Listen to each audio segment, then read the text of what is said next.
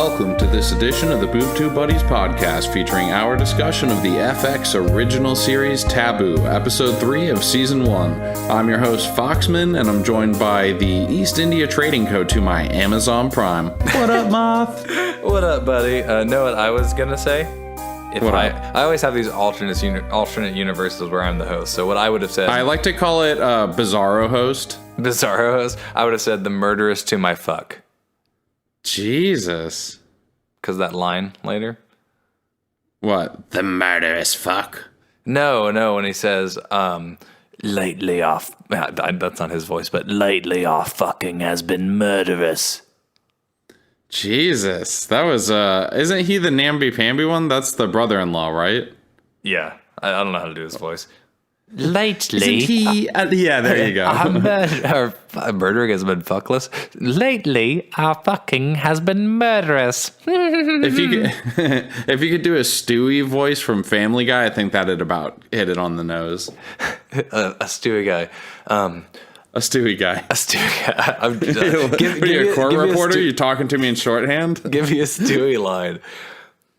I don't know. Doesn't he have a catchphrase? Damn you, woman. Damn you, woman. That's fucking pretty good, has actually. been murderous lately. I'd lose it. Not quite as much. All right, so for those of you joining us for the first time, you can follow us on Facebook, Twitter, YouTube, Instagram, Reddit, or our website, www.boobtubebuddies.com, to get in on the conversation. We definitely will make sure that all your thoughts, theories, everything like that, it gets on air. So do not hesitate to reach out by any of those avenues, because we definitely want to hear from you guys, right, Moth? Absolutely. And also, just real quick, a quick apology. We're a couple of days late on this. Yeah, life gets in the way. You know, we got work schedules to deal with, and for the most part, we get everything out on time. But you know, we've had illnesses this week. We've had crazy work shifts. So yeah, we do what we can for the good of the land. Absolutely. Yeah. For those of you who don't know, I work for the Mafia, and every now and then our meetings go until 9, and then I have to count the blood money. So anyway, exactly. I think it's time for our first segment. You know what that means, right? Is it now 144 characters or 140 characters? 140. Damn. Okay. So this segment that we're going to do, that we always do, is summon it up in a tweet, which is 140. Thank you. Characters or less, basically just like a summation of the episode. So, Mothman, why don't you drop it down? This is Summon It Up in a Tweet. Oh yeah, we're summon it up, so summon it up. Summon it up, oh yeah, we're summon it up. Oh yeah, we're summon it up, so summon it up. Summon it up and up. Tweet. Okay, I'm actually real proud of this one. Oh, snap. All right, let's hear it, buddy. Yeah, man, I'm going to continue the tradition of me rapping. It's kind of my new thing. Oh, man. All right. I think that's what the fans are clamoring for, is Mothman laying down a hip-hop track. You know it, bro. All right. Backdoor deals, a battle of wills, shit escalates, more blood is spilled, 99 problems, bitches be 2 of them, Brits uneasy, Delaney screwing with them. That was pretty white, my friend. Pretty white. It doesn't help that it's actually kind of hard to read, because to fit that in there are like no spaces after a period. There's like the letter B, the number 2, W/them. So it's just hard to read, because, you know, I only text adults that basically just make typos but type long form. Like every now and then my kids will throw me off with their text slang and, you know, this, that, and the other. Yeah, did they ever give you like an MRW, like a my reaction one? Is that a new one? And MFW, which is my face one. Man, I'm all up on it, man. I know you're all over the Reddits, shit. but I just learned SMH. No, you just learned it? I mean, like 6 months ago. Like, that's the last abbreviation I've learned. Wow, and that was 6 months ago? Dude, you should be learning a new one every week. Every week? Know what I will say about my tweet? Lay it on me, dog. It's not a Crambo. Oh, very nice. Okay. Right? And you know what? You said it with pizzazz. I imagine you really were not shoegaze popping it. I definitely wasn't shoegaze popping it, and I tried to capture this.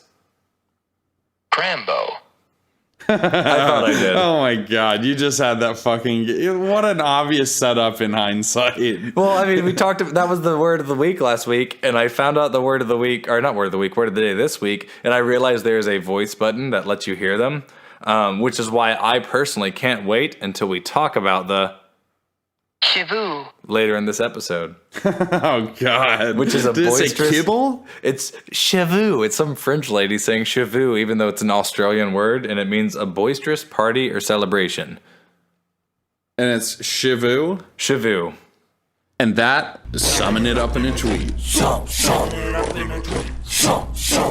Cool. Another great segment. I like all the little voices we're starting to do.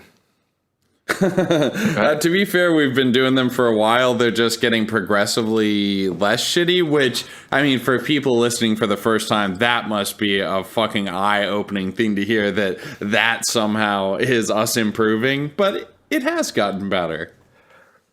I would agree. God damn it. I cannot do Bane. That was... No gee, matter that how was hard Bane? I tried. That was supposed to be Bane?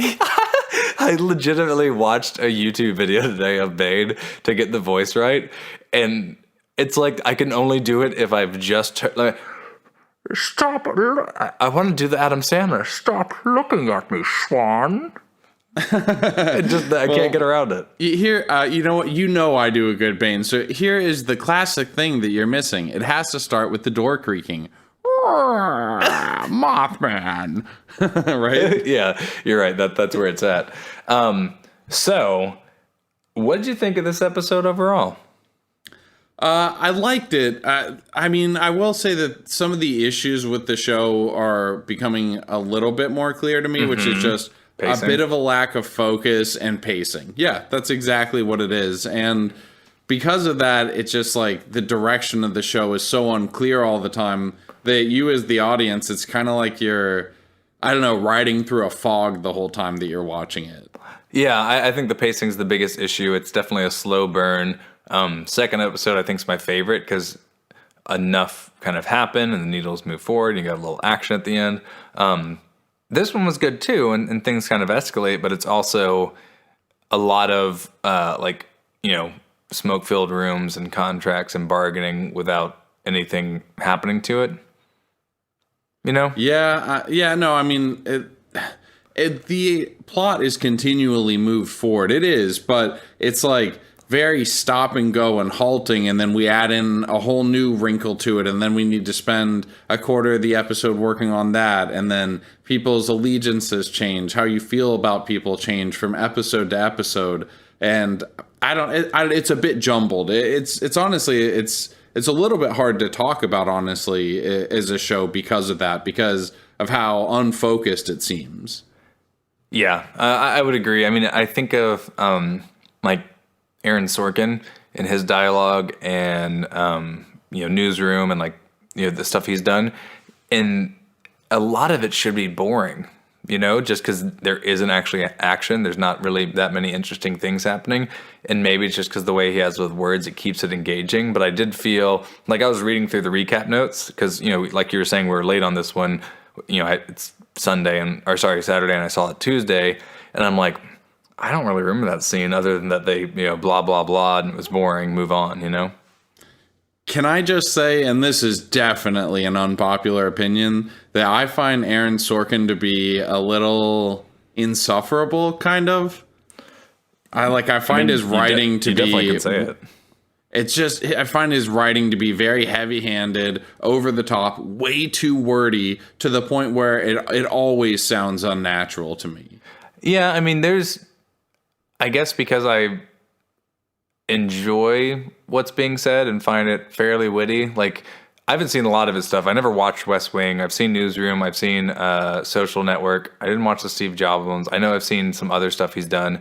But there's a few directors, more so than writers, I think of, that kind of have that similar feel. Not similar to, I've heard other people complain, which is like Kevin Smith and Tarantino. Both also have very wordy dialogue that, I personally enjoy, but I've had people be like, I just don't like them because every person talking, I just think of it's basically Kevin Smith talking, or it's basically Quentin talking. That's exactly how I find Aaron Sorkin to be. And don't get me wrong, I mean, for the most part, I like his ideals. He's very, on his sleeve what his opinions are, and for the most part, I actually agree with them. But it's kind of like my problem with Bill Maher a little bit to me is he's kind of an abrasive over the asshole. top. Yeah, he is. But honestly, I kind of find Aaron Sorkin to be not an asshole at all, but just a little. It's just a little much. It's just a little insufferable. And again, it just doesn't sound organic. Anyway, Jesus Christ, we have gone off on a huge tangent. Let's talk some actual meat and potatoes of Taboo here. Or what was the French word? Cheveux. Let's talk some Cheveux here, dog. Oh, also, by the way, anyone who's not really familiar with Sorkin, just watch episode of Newsroom 1, mainly the speech about America. That's a really good moment, right? You agree? It's there? a really good, that's a great scene. And Okay. I like the show, okay, but man, it's all right. Yeah. Anyway, moving on, because we definitely did get sidetracked, but essentially Delaney does survive, surprise there, and he gets found by Winter's daughter, who is half black, half white, and I won't say that word that I learned was outdated and offensive last week. So wait, he actually does get found by her? We're sure about that? Because I know that she finds the Silver-Toothed Man. Or sorry, not him. She finds, Doug Stamper finds... Doug Stamper had an agent following Bane, and who took Bane back to get that's right. She doesn't find Delaney. Stamper. She finds the aftermath, the dead body. The Silver-Toothed Man. Gotcha. She has some dialogue in this, but I'm also trying to remember what she's saying. But yeah, Doug then is now sewing up Delaney, who is pretty worse for the wear. But I love what you're saying. Like, he had that agent out there. The agent has to go home sick because he was like, saw cannibalism basically. Yeah, I saw him rip the throat out with his teeth. Yeah, he's like, I'm going to take the week off of work. That's a little bit extreme, even for Yeah, but this I found to be very interesting because last week you and I were postulating that what we assumed was occurring was that this was just a revenge tale, but we find out he actually does have commercial ambitions for all this, which is basically that he wants the monopoly on the tea trade through there, which pits him directly against exactly what the East India Trading Co. wants, which... I mean, obviously that could still be part of the revenge, but it's also very self-serving monetarily, obviously. Yeah, I like that they gave a little more than just a revenge tale, but I'm also not quite sold. Like, you don't know where his true motivation lies. Is it like, I'm going to get revenge on my father, but also, I came from Africa where things were rough and I was in prison, this, that, and the other. And while I'm at it, I might as well make a living for myself. I also think he's not willing to, for example, give up to the Americans and, these people that don't know him, that those are his motivations. I think he also rather them think it's a business relationship. Yeah, and I mean, I'm sure that's part of it. I'm sure he still wants to just completely destroy Sir Stuart Strange, but I think that there is definitely more going on than that. Whereas I thought that this was strictly a revenge tale, I do honestly think that he has some entrepreneurial, goals here too. Delaney. Train more than go. meets the, I don't know. I was doing Transformers. Wow, that was well done, my friend. Well, you threw me off by singing some other song. What did you think I was going for? You said two sounds, and then there was like a 6-second pause, and I thought, oh my god, I gotta jump in and bail this guy out. He's fucking floundering on national airwaves over here. Yeah, sometimes songs really sound awkward when there's no backing. Yeah, I'd say that's probably true. Kind of like you're summing it up in a tweet. 1, 2, 3, 4, more than, anyway. What happens next? Okay. All right. So we get your favorite character, the one that you identify with and think looks a lot like you actually. The Prince Regent. Yeah. Yes. Exactly. You know where I'm going with that. Talking to Coop. So this is where we find out that the Prince Regent actually wants Coop to get involved in this and possibly even talk to Delaney. Yes. And there's a lot of this, like, let's talk to this person, let's go through this thing. This is the start of it. I also looked up a little more. He becomes George IV. He does. Okay. Eventually he becomes the king, but he's not at this time period. But that's why he still kind of has power, because I imagine that's going to happen, I don't know, within the next few years or whatnot. So that's interesting. Yeah, so anyway, Coop's going to go ahead and get involved and start kind of engaging in this. You now have Delaney home, worse for the wear, like immediately wanting some brandy because that just is the heal-all, right? Yeah. Like they drink it with every conversation. We can probably actually, not a whole lot of like particular import happens in the next couple of scenes. I think that we could probably, if you're cool with it, skip ahead to talk about the East India Trading Co. and Sir Stuart Strange. If you're referring to the fact that Delaney is now starting to be a little more strategic and less hawkish and has decided to get a will and testament that gives the land to the Americans. Yeah, exactly. And that's what Sir Stuart Strange wants to talk to the East India Trading Co. about, because we don't get a lot of information from Delaney's storyline about that other than him meeting with Craggy Face Guy, but even that conversation isn't much. So when Sir Stuart Strange, dude, I cannot fucking say that goddamn name. Yeah. Sir Stuart motherfucking Strange, is talking to his little hench buddies. That's when we find out, like, he's a little bit perturbed now that Delaney has turned out to be a little bit more formidable than because they had just all thought that he was batshit crazy, but obviously he's savvy, because now what he has done by putting together this will and testament is essentially protected himself by saying that all of his assets are going to go to America, essentially, if he dies. Now he's protected against both England and the East India Trading Co. Because if they kill him, then fuck, this thing that they might have been able to wrest it from his, grips before is now going to go to America, with whom they're at war. So it's like he's untouchable now by them. Yeah, they have to find a more diplomatic or sneaky way to make this happen.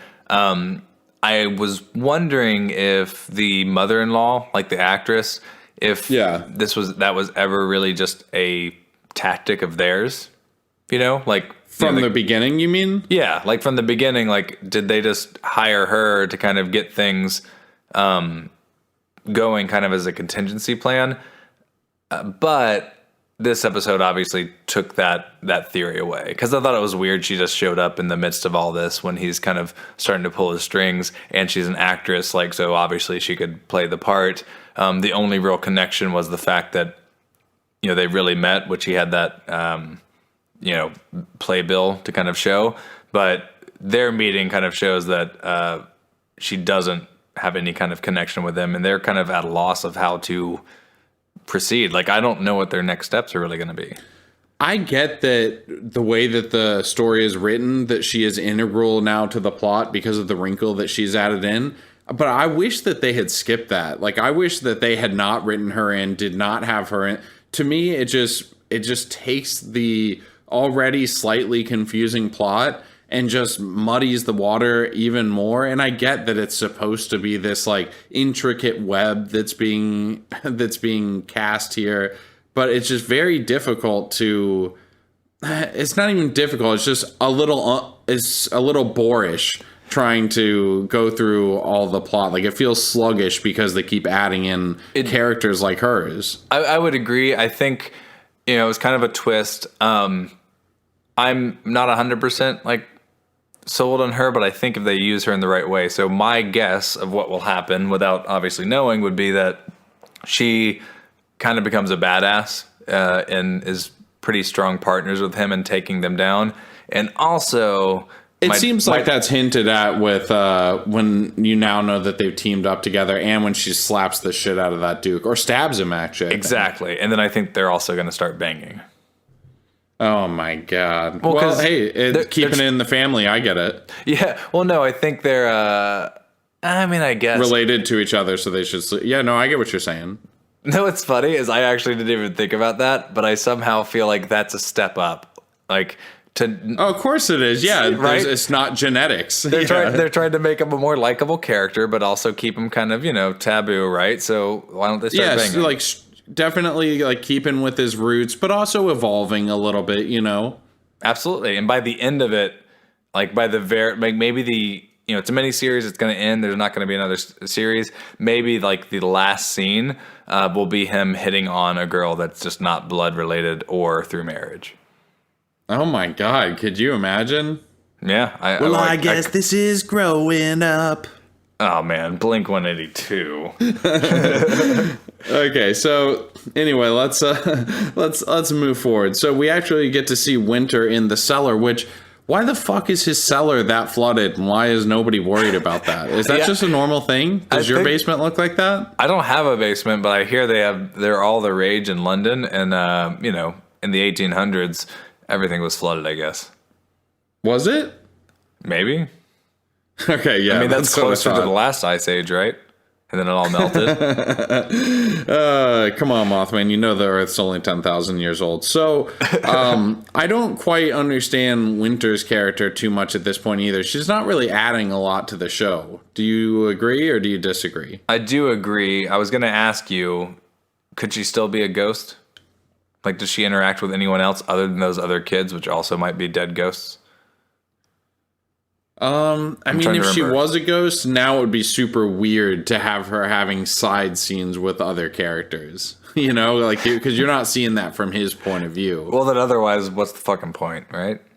What's the point of anything? Also, I didn't realize that people from Malaysia were called Malays. No. Did you? No, but isn't but isn't Malays like as a word like a version of malicious or no? Like treat them with Malays. I thought Malays was like a laziness. Oh God, let's see. Treat them with Malays. Malays. I think it's a disease. Symptoms, causes, and tests. New York Times. We'll get to the bottom of the important questions on this podcast, don't you think? No. Okay. No, not malaise, at all. Malaise is a generalized feeling of discomfort, illness, or lack of well-being. That's kind of unfortunate to also be the name of the Malaysian people. Are you proud of me? Yeah. It would, weird. Okay. You know who does not have malaise is Solomon Coop. Was that cocaine that he was doing? That's what I assumed, just because of the measure he took it in. I don't know how long cocaine's been around, but I imagine it went back to then, right? Well, I mean, he was like a fucking 1980s Wall Street broker. Pretty he was much. pumping so much coke in there. Like, all of a sudden, he puts on Huey Lewis' Power of News, and he's just sitting there sniffing and... Power of Love, right? Yeah, Power of Love. Did I say Huey Lewis? You said the power of fake news. I heard it after you started calling me out on it, but yeah, so that's what Solomon Coop does. He gets up and he starts explaining how it's like their quintessential album, topping the charts, and doing his whole Patrick Bateman thing. Is it Patrick Bateman? Oh, whatever. You're right. I was thinking Jason Bateman. I just wanted you to be wrong again. Jason Satan Bateman? why do you hate Satan Bateman so much? The same reason you hate Sir Stuart Strange, because you can't fucking say it. Nice. Good anyway, yeah. So he's going around. Maybe it's cocaine. Maybe it's opium. I'm not sure. He's wheeling and dealing. But to my question earlier, do you kind of have a feel for what their next move is actually going to be? Because I was hoping we would get that kind of piece of the puzzle towards the end as a cliffhanger and like a momentum piece for next episode. Well, I can't tell if at the end, if that is Solomon Coop working just on behalf of the crown or also with the East India Trading Co. when he arranges this stuff with the Duke. Who gets stabbed. So I don't know if that is just the crown now poised against Delaney, or if that is the crown and East India Trading Co. working in tandem against him. Oh, okay. Like, yeah. Because they're the ones orchestrating the whole thing. He kind of says that when he's talking to Brace about how he knows that they'll be coming for her because they knew that she would lash out because she's not a prostitute. They knew that she was going to be offended by that guy and defend herself against him. So we know that it was all plotted out. Gotcha, that's right. So that was kind of like their setup to get the other, essentially troublemaker just by proxy because she has some kind of, rightful heir to this property out of the picture. Okay, that kind of makes sense. You can see the moment Brace has to deal with Delaney once he gets back to the house. He really just and then eventually he's being asked to get a carpenter to board the windows up. Like he wants nothing to do with this. He kind of he almost reminds me a little bit of Alfred to Batman. Like Alfred's constantly trying to convince Batman not to choose this path and that there's a better way. And Batman literally never listens to him. Yeah, he's like, I don't want you to the same thing to happen, to you that happened to your father, even though you're fighting to stop it. And he's like, yeah, whatever. Can you make her a bed upstairs and board up the windows? And then Batman starts doing lines of coke and starts going through his record collection and playing up different things and talking about them like he's Satan Bateman. Yeah, exactly. Just like that. Then he starts running around the hotel or the apartment or condo or whatever it is, naked with a chainsaw. Typical Batman. Typical Batman. Do you think this might be a good time? A good time to cut. Yes, it is. It absolutely is. We need to recalibrate. This is off the goddamn rails. You know what? I think it's what everyone's come to expect from this highly professional grade podcast. We'll be right back with more Boob Tube Buddies. Hey little buddies, this episode of Boob Tube Buddies is brought to you by Audible. Simply go to audibletrial.com/Boob Tube Buddies to try Audible free for 30 days. With exactly one title more than you could reasonably shake a stick at, Audible has something for everyone. Titles such as The Art of the Deal by Donald J. Trump, similar to other classic art of titles such as The Art of War by Sun Tzu and Art of Seduction by Robert Greene. The Art of the Deal teaches you how to get what you want out of life, but in this case, by using shady, underhanded business tactics. So whether the art you pursue is meant to be monetary, moist, or militant, Audible has you covered. And we are back. And we're oh, come on, man. Jesus Christ. Jeez. I hadn't done that to you in quite a while, I feel like. It has been a little bit of a while. I just wanted to thank... And we're back. Oh. God damn it. Underneath the Audible vocal, there is music by The Religion, and I just wanted to thank him for providing his music for our show. It's a great album. It's on Spotify and Apple Music, and I think you can also buy it on Bandcamp. Links in the notes. We'll put links to the Bandcamp or something like that in the notes. Absolutely. So anyway, coming back in, one other scene we wanted to discuss was the whorehouse, which I'm not sure what actually made him want to go to the whorehouse. Do you recall? But either way, he sees yeah, because he wanted face. to talk to the Yankee Doodle Dandy. Oh, so did he just follow him there? Like he just knew he was there. I don't know. He said that I have eyes everywhere. Gotcha. So either the information from Doug Stamper or Atticus or whoever, he has enough people he's talking to. One of them gave him the down low. He's there. Yes. It's 50 Shades of Grey, but a little more graphic, and they're spanking each other and having a good time. And he sees the Minutes dude in old and school. Maybe a little bit more homoerotic than 50. More like 50 Shades of Gay. Okay. That's not good. Not good. But he sees the Minute Taker in old school drag, powdered wig, white makeup, the Cindy Crawford or Madonna or whatever beauty mark. And he obviously isn't too comfortable with who he is. No, definitely not. He's dressed like in Mothman's night out attire, and definitely you can tell it's a shameful thing to him. Like he is really worried about having this exposed to the East India Trading Co. And it also turns out that he and Delaney used to be in seminary together, and he was always crushing on him like mad, and that they used to share a bed, and he used to pop Raging Bees and have to sit there. And it was like torture, beautiful, passionate torture. That's a pretty good impression, man. Thanks. His sore throat is doing wonders for me. Yeah. I could tell you watched the scene a few times to get that right. Oh my God, I seriously had it playing on loop. I made a GIF of it just so I could see all those hot wiggies. Oh God. Hot wiggies.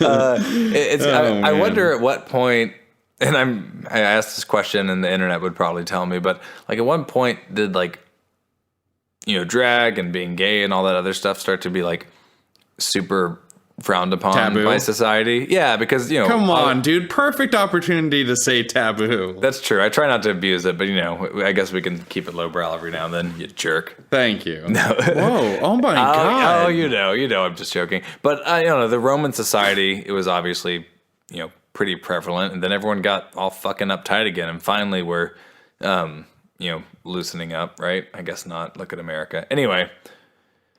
Oh God. I'm just going to sit here quietly because I know you're about to get charged up in political. Get charged up in political. No, I'm not going to do that. I'm not going to do it. I'm going to avoid the temptation. That's all over the news. We instead are going to talk about 1814 England. And Exactly, because on Boob Tube Buddies, we're just covering the shows. I mean, as you can tell by the 10% of content on this show that has actually addressed the TV show Taboo.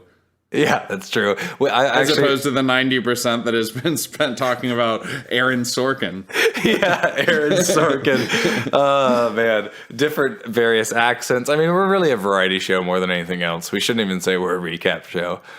It should be like Boob Tube Buddies this week featuring Taboo episode 3, kind of like as the music guest at the end. Oh my God.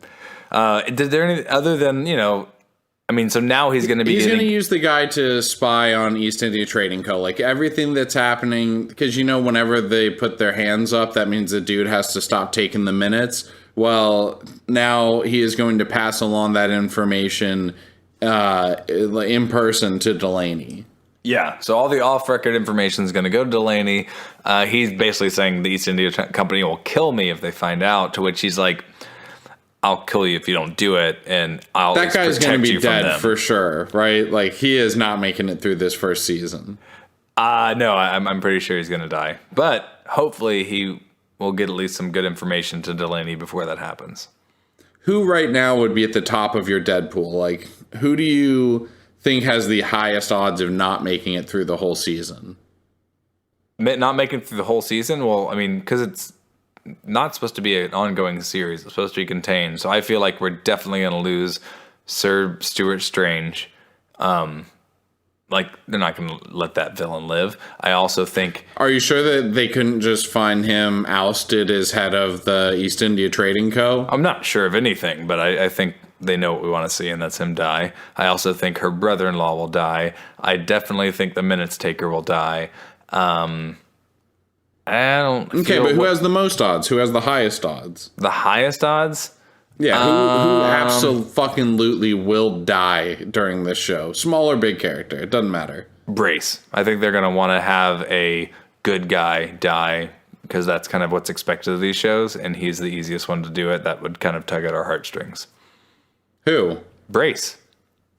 Brace, okay, gotcha. Maybe Skype it cut out or something like that. Brace 100% is my choice too. Yeah. Minutes guy as well, but like, you know, that's only going to do so much. Who gives a shit? Who gives a shit? Yeah. So they need that big death. And so again, and that's not because he's in the powdered wig room or whatever it is. That's because he's a fucking minute character. Nobody gives a shit about him. yeah, man, make yourself known. God damn it. Yeah, exactly.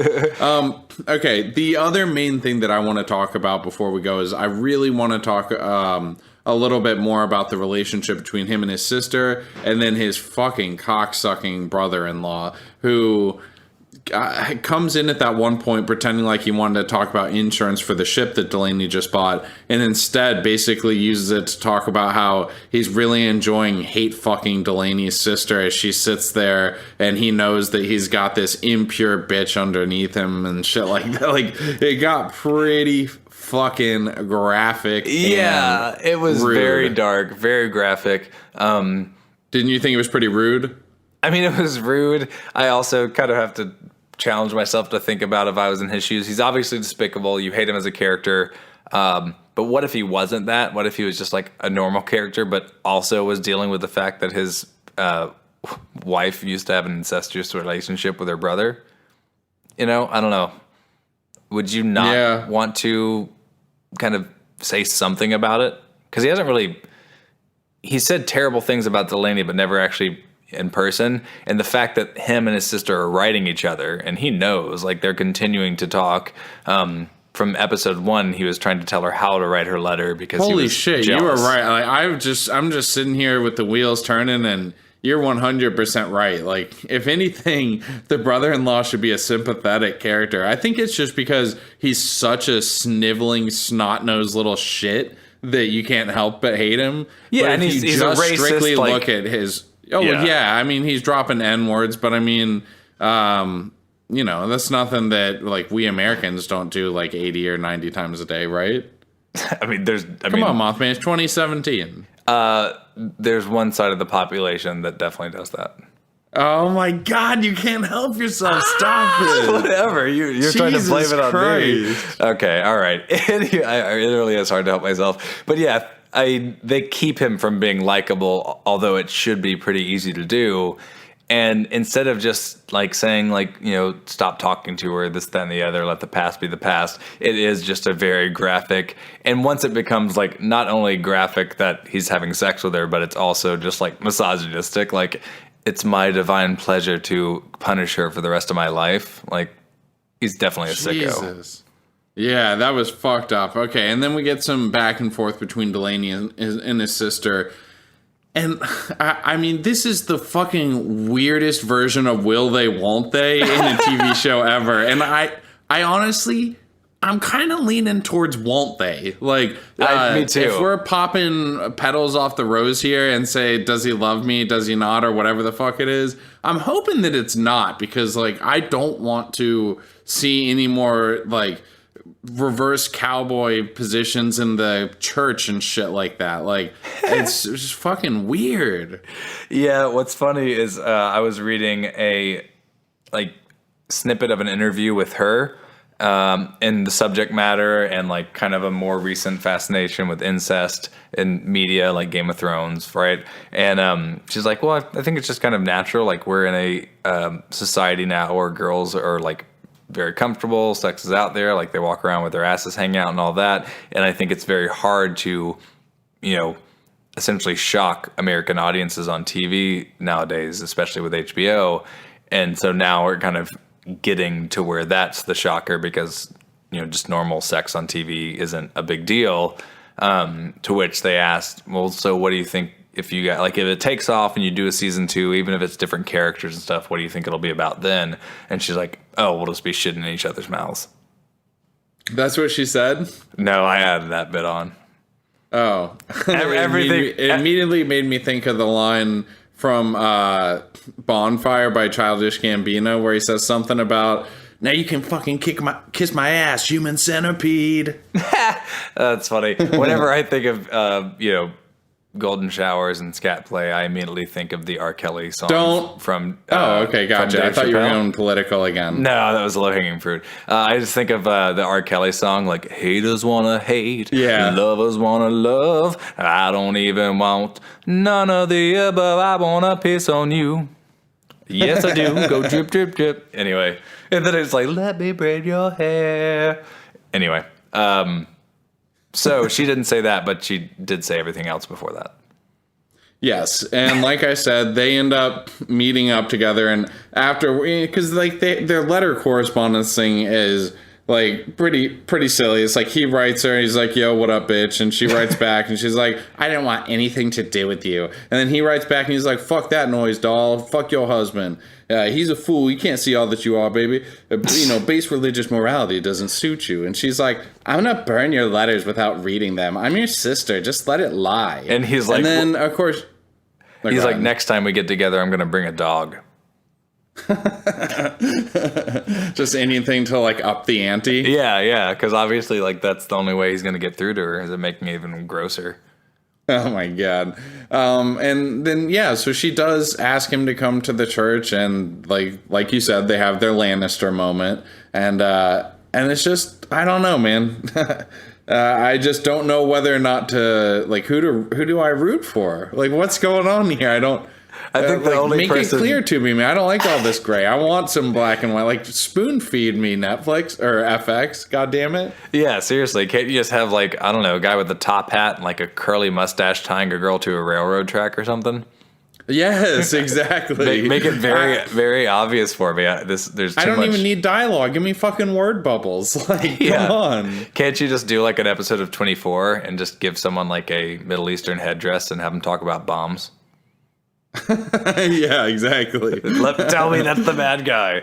Oh man. Okay, so I don't we pretty much covered everything, albeit a little out of order. But is there anything else major that happened during the episode that you wanted to talk about before we go? I don't know. This isn't major. I don't think we've mentioned it yet. But he does see that same like woman with the scales and the dress. He has that vision, which. Oh, good call. Yeah, Crow Bitch. Yeah, it seems to come out in pretty close proximity to every time his mother is brought up. So. You had mentioned that last episode, and I had not given that any thought, was not totally aware of that. But as I was watching this week's episode, you're definitely right about it. So I do think that it's indicating that has something to do with his mother. Who we know was at one point, she actually was a Native American. Yes, and he's not showing any real warmth to his potential mother-in-law at first. You know, she's there. She's like, look, you can just give me the house and shit, and you can have the Nuka Sound Trading Company and all that. But when she does mention that she has letters from his mom, that's when he's like, make her room upstairs. Like that instantly, changes his mind. So there's obviously some past there that I think is going to play into these visions and what we find out happens. And I mean, that's actually what has me most excited right now about the show. Whatever path it takes is seeing that screenshot that we've put in our YouTube video. That's him in white paint in like a loincloth in Africa, and like what happened there. Of course you want to see him in a fucking loincloth. Why don't you just go ahead and put on your powdered wig and start dusting up your face right now, you little dandy? Oh my goodness. I'm just going to talk about his lats when that episode happens. Is that the term? You can't help yourself. He's always talking about him and his hulking strut and just how you get lost in his eyes. Oh my God, you're out of control. All right, so before we go, just a couple of quick things. First off, as always, follow us, Facebook, Twitter, whatever, social media. But I would just want to mention some of the upcoming stuff. We have our Best of January show. I don't know if that's what we're calling it, but something like that is coming out this week. All the Boob Tube Buddies are contributing to it. So look forward to that. We'll have more Black Mirror. And then this upcoming month, we are at least going to try out Legion. I think you and Nathan are doing that, correct? Definitely. Sweet. And then HBO's Big Little Lies. And there's a bunch of other stuff coming on, so we'll start talking about other shows coming up. But that's what we got on the agenda. As always, tell a friend about the podcast. It's definitely the best way that we can grow is by word of mouth. So even just telling one other person, if they tell one person, then we got ourselves like a full Amway experience going on. So Mothman, is there anything else you'd like to do or say before you tie a bow on this bitch? No, there's not. I'm just gonna say, see you next week, little buddies.